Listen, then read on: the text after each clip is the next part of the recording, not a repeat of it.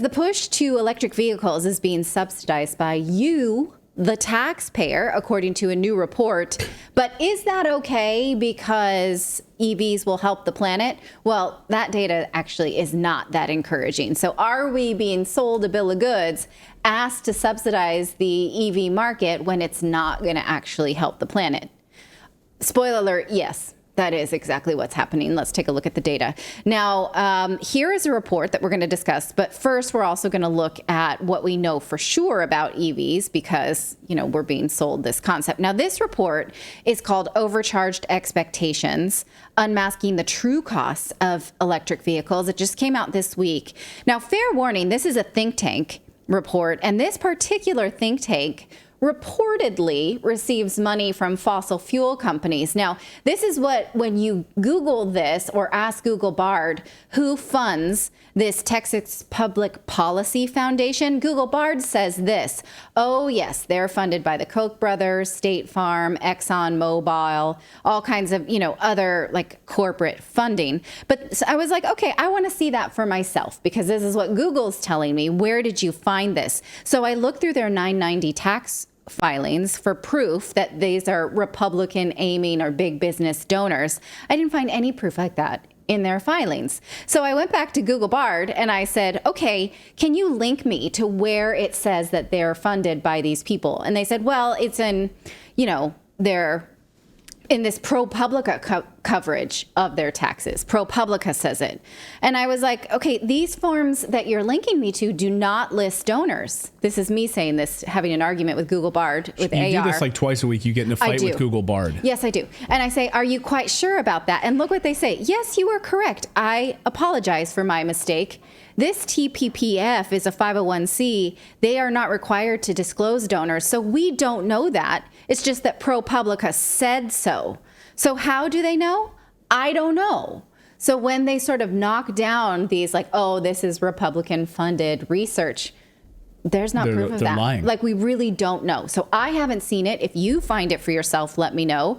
I'm getting really tired of winning arguments with artificial intelligence. But I have to do it because I prefer you do that than have an argument with me. Right. If you're feeling like I want to pick a fight with your husband, like I'm just like, you know what, go argue with Google Bard, get it out of your system. Yeah. And then come hang out with me and we'll watch Netflix or something. Okay, that sounds good. Now, is this think tank fossil fuel funded? Again, we just don't know. So let's just put a pin in that. So back to the report. What the authors did is something no one else wants to do, which is add up the costs of EVs, not just to the consumer, but to the economy for each vehicle by adding up the subsidies that the government has granted. So if you take a look at this chart, you'll see they added up the total costs to taxpayers, EV owners, utility companies, and buyers of gas. Well, in this report, they're pointing out who pays for these things. And they found that the true cost of an EV would be almost $50,000 more per car. So you might go out and buy an EV for $20,000 to $30,000, but the true cost of that is an extra $50,000 that you're not paying out of pocket, that we are collectively paying as a society. Now, the next chart shows them adding up the total cost to not only the EV owner, but also, let's see here. This is so small, I can't see it. For federal and state taxes, cost to taxpayers, cost to utility ratepayers, and cost to buyers of gas-powered vehicles who have to then subsidize this either in the gas that they buy or other sort of taxes. And they found that the true cost of fueling an electric vehicle is about $17.33 per gallon equivalency, if we're talking about EVs. So the EV owner may be saving by not having a gas bill, but the rest of us are subsidizing that in other ways because we have to do things like build out charging stations, build out infrastructure, pay for the delivery of this energy, and then also we have subsidies that we're paying for in our taxes for this. Now, under the normal rules of capitalism, if you were to see this chart, the consumers would just reject it. EVs would die out because no one wants to limit their range of travel to, say, 200 miles. No one would want to pay this increased cost. We wouldn't want to pay for these EV charging stations out of pocket. It'd either be private investment And then people would either make money or not based on whether people want it. It would be, I would say, bad. Like the free market would just root it out and say, no, we don't want this. So the government is perverting capitalism here by pushing EVs on it. And maybe that would be acceptable if we could prove that EVs really are the solution to the climate problem. But those numbers are not in either. We've spoken many times about how EVs can increase carbon emissions because they run on electricity from the power grid, which takes up a lot of water. And in some cases, when it's coal powered, takes up even more coal. Here is from Bjorn Lundberg's research on that. He said in China, they had so many coal-powered plants that electric cars worsened the local air with lethal consequences. It's estimated that in Shanghai, pollution from an additional 1 million EVs would kill nearly 3 times as many people annually as adding 1 million gas-powered cars. My God. So what do you want to do? And again, EVs would only help if each city drew that power out of nuclear power, which most of them don't. Nuclear plants are being shut down all over the world. And even if we did reduce gas emissions, how would that calculate? Again, according to Bjorn Lundberg, the additional impact would be minimal.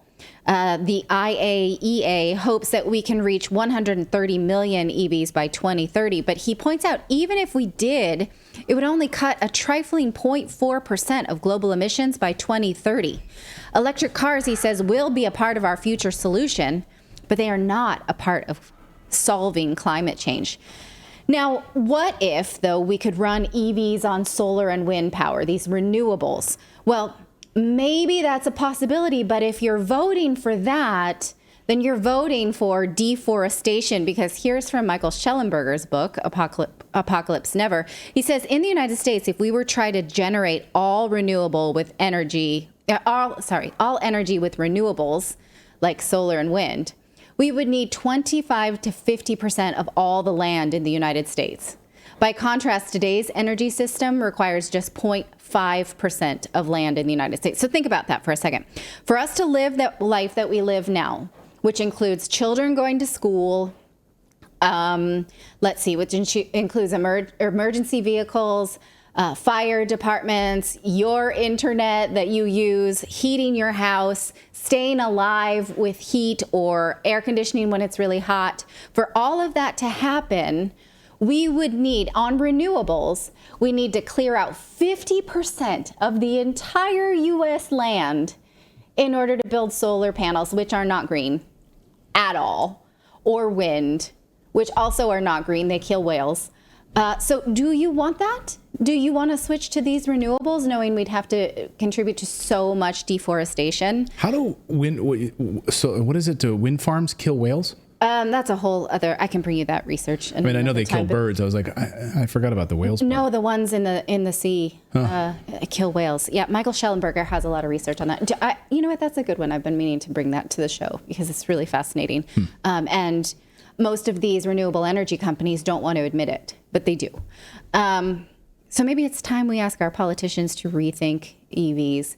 Like recently, Italian Prime Minister Giorgia Meloni said this about two reporters about EVs. She says, it's not reasonable. And I think there's a certain alignment by other European countries on our position. Like, it's just not reasonable to run our world on EVs.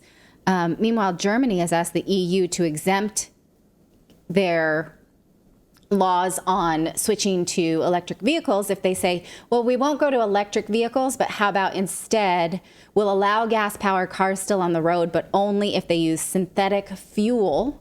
Well, synthetic fuel is also exactly what it sounds like. It's a synthetic. It has to be made in a factory from things that are mined from the earth with electricity. Is that better? A study from Princeton says it doesn't think so, because in some places they found that researchers found that switching to synthetic natural gas would have little impact on smog-related deaths, but cause a major increase to CO2 emissions. Because, it will. You have to make it. You have to ship it. It adds to the supply chain. So Germany may be asking for a synthetic gas exemption That's not really better, right?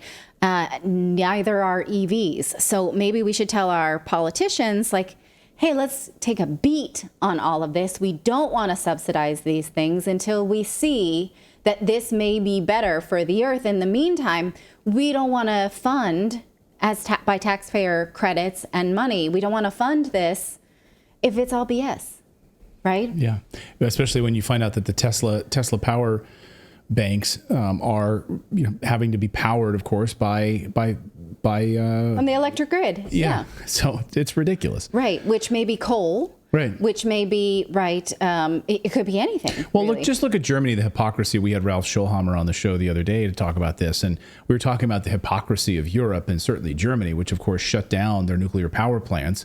And now they're admitting over the past week that they're going to have to they've had to turn on coal-powered plants, and they may have to extend that timeline well into next year because they just have an energy shortfall, and manufacturing is now closing down because they wanted to move away from nuclear, which is the safest form of energy, in favor of the dirtiest, which is coal. Yes. Now, I mean, it's ridiculous that they have to fight, because solar and wind was not enough, basically.